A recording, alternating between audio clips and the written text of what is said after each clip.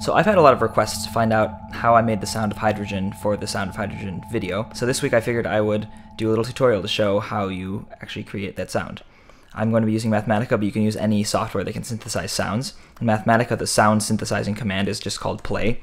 So you can play a sine wave at, say, 440 hertz. So play from time of 0 to, say, 3 seconds. And it sounds like a sine wave. We can also play, say, an A880, which is an octave higher. And if you want, you can do crazy things, like playing the sine of t squared. Or even the sine of t squared. So that's a lot of fun, but we're interested in maybe some more slightly realistic sounds. So we will, instead of just playing a single sine wave that sounds like pretty boring, we might want to simulate an instrument string. So we'll do a sum over sine waves using the harmonic series. So we'll just multiply the frequency inside by n, and then sum from n equals 1 to 10 maybe, and add that up.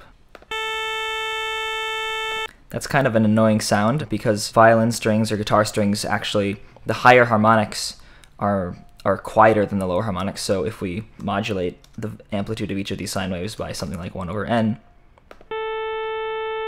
we might get a slightly nicer sound. Also, we can set the sample rate to be something a little bit more appropriate. It starts off default as 8,000 hertz, but maybe you want it to be something like 16 or 32,000 hertz, and that'll make the sound a little bit higher fidelity. So that's basically the sound of a really crappily synthesized violin. For the sound of hydrogen now, we need to use the Rydberg formula instead of the normal harmonic series. The Rydberg formula is 1 over n1 squared minus 1 over n2 squared. You can look this up online to see the physics behind it, but basically it just gives you the spectral lines of hydrogen. And depending on what n1 is, you can get different series, like the Lyman series, the Balmer series. So for the Lyman series, we will play the sum of sine of 1 minus 1 over n squared times 2 pi t, also times, say, 440. We'll modulate it to an A, and then we'll add that up from n equals 2, because that's where the Lyman series starts, to, say, 10. You can go all the way to infinity if you want, but it will take your computer a long time. And time again from, say, 0 to 3 seconds. Play that. And doesn't sound too shabby. A lot like our sound of hydrogen from the video.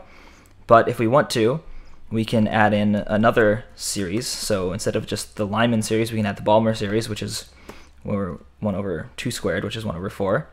And then n here has to be n plus 1, because we start at 3 rather than 2. Now if we play that, we'll get a lot more bass.